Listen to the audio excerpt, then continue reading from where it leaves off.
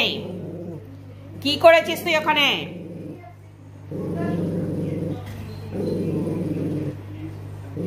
কি করেছিস এখানে? বেরিয়ে আয়, বেরিয়ে আয়, শিগগিরই বেরিয়ে আয়।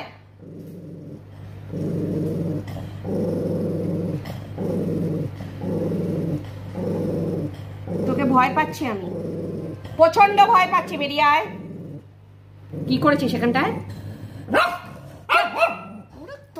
মুখে